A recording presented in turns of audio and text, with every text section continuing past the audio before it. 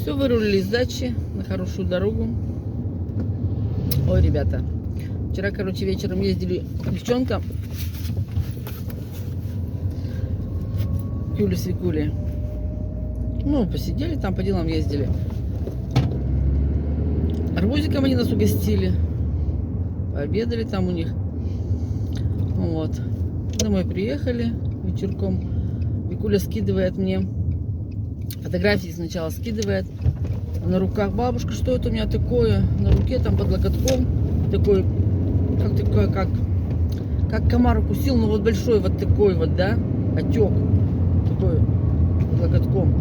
Я говорю, и потом еще тут фотографии, да, по ручке красные такие пятна. Пишет, мол, у меня зачесалась рука, я почесала, и вот у меня такие штуки пошли по всей руке. Я говорю, ну-ка сними мне видео, отправь. Посмотреть, фотография есть фотография, видео есть видео. Она мне, значит, снимает видео, отправляет. В общем, от плеча, да, по всей ручке до кисти. Вот в некоторых местах такие вот белые такие блямбы, опухшие, отечные, да. В некоторых такие прямо красные такие, просто вот такие, как тоже вот такие бляшки.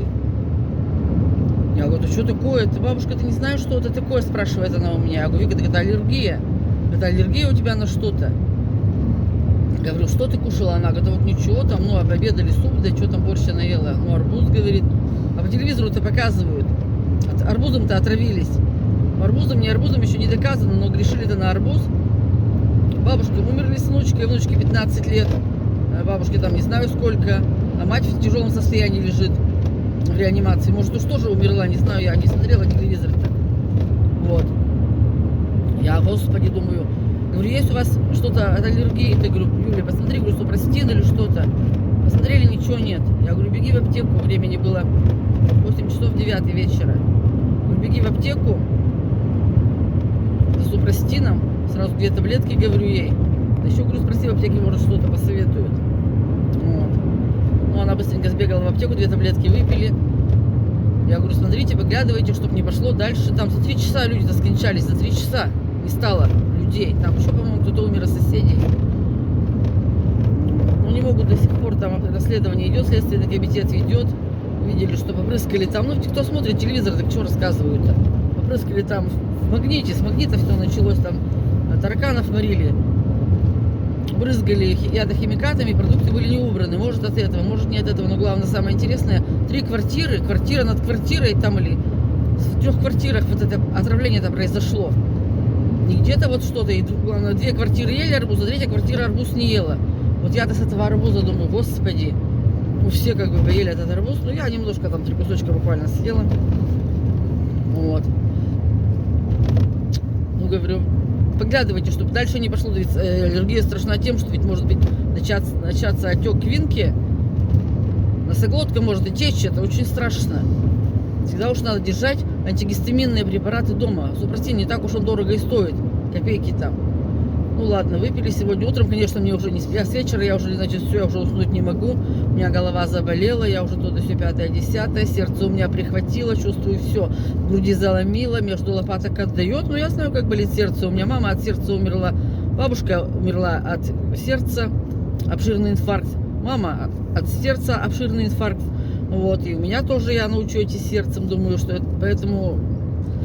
Все, я уже уснуть не могу, и все, хожу, брожу, одни таблетки приняла, другие там капли приняла, да, все, и потом уснуть не могу, времени, значит, час, времени 1:30, времени 2, все, я уснуть не могу, и Сережа не спит, ну, я, видимо, все равно проваливалась, все равно ведь сон-то свое берет, и провалюсь, вдруг он меня за руку хватает, я так вроде как в дреме, такой, я говорю, ты чего?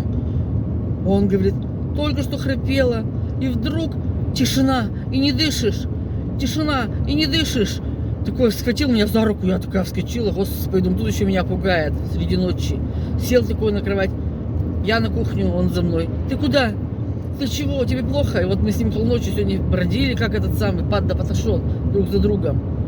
Я то пошла того-то, другого. Не знаю, потом выпила, короче, феназепам, чтобы уснуть. Я думаю, мне утром рано сегодня вставать. На маникюр я записана на 8 утра, думаю, мне надо встать. Да вот до дачи надо еще смотаться тут было. Вот. Ну и что, я не знаю, во сколько я уснула, короче, времени был 3 часа, я еще не спала, потом, видимо, все-таки фитнес-бам сделала свое черное дело, и я уснула. Утром сегодня просыпаюсь, конечно, ни о чем. Глаз открыть не могу. На 6 утра у меня был будильник заведен. Слышу, звонит будильник. На кухне у меня был поставлен этот телефон, ну, на зарядке стоял.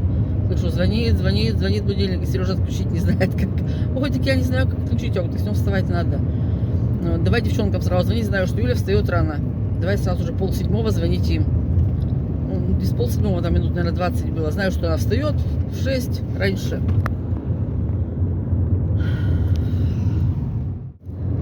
Давай, не названивай, сначала пишу WhatsApp. Пишу WhatsApp Юле. Как Вика? Ни ответа, ни привета. Ни ответа, ни привета. Вике пишу. Викуля, вы встали? Думаю, а уже времени было, значит, 6:30.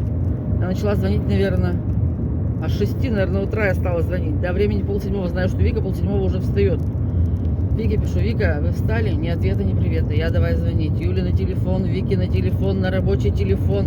Все телефоны оборвала, не отвечают. Все, меня затрясло, ребята. Заколотило. Думаю, ну, наелись арбуза, блин.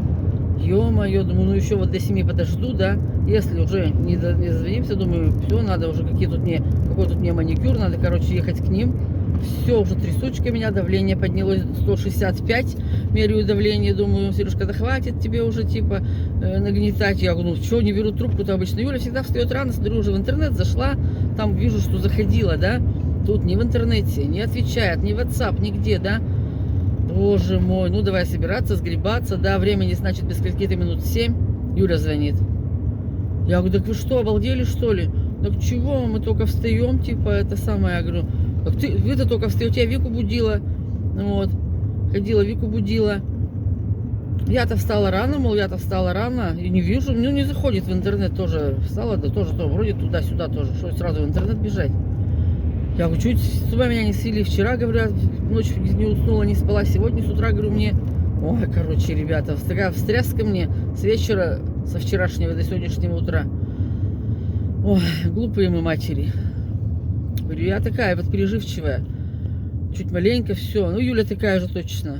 Точно такая же Юля у нас. Дурной это пример, видно, заразителен. Ну, недальняя родня-то мы с ней. Тоже... какой-то, я уж, наверное, рассказывала в каком-то влоге.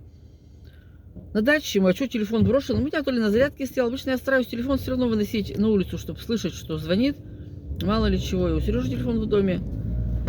Вот. Ну и все, и ничего. И ходим, бродим, значит, да. Какой-то тут потом захожу в дом-то. А вечер был, вечер. А до этого мы с ней созванивались. Или я уже не помню, короче, по времени. Смотрю, от нее там море пропущенных звонков. Я перезваниваю, она, так ты что? Почему на телефон не отвечаете? Я столько времени звоню, там не 1 час уже, вы молчите. Да, я дозвониться не могу, до тебя дозвониться не могу. Я говорю, что случилось с нами, мы на даче, у нас тут камни не падают, самолеты не летают. Я говорю, машины не ездят. Да думаю, вдруг угорели, печку натопили. А с утра, короче, с утра я не заходила. Я обычно встаю и захожу в интернет всегда с утра. То ли ВКонтакт, то ли, значит, в YouTube зайду. А тут с утра я не зашла, и вот она вечером дозвониться до нас не может, до позднего вечера, короче. Ну вот. Ну, может быть, да или газ не закрыли, там чего-нибудь, газ, да вот я уже, мы с Викой собрали. Времени было, да, 9 вечера было времени. А мы что-то весь день на улице пропурхались. Вот, в дом не знаю тоже, как так, я тоже телефон не посмотрю. Мы уже собрались ехать, мы уже вот еще бы, говорит, минут 10, мы бы, говорит, выехали к вам на дачу в 9 вечера. Ну так вот такие мы вот заботливые, беспокойные хозяйства. Вот. Так что, вот так вот.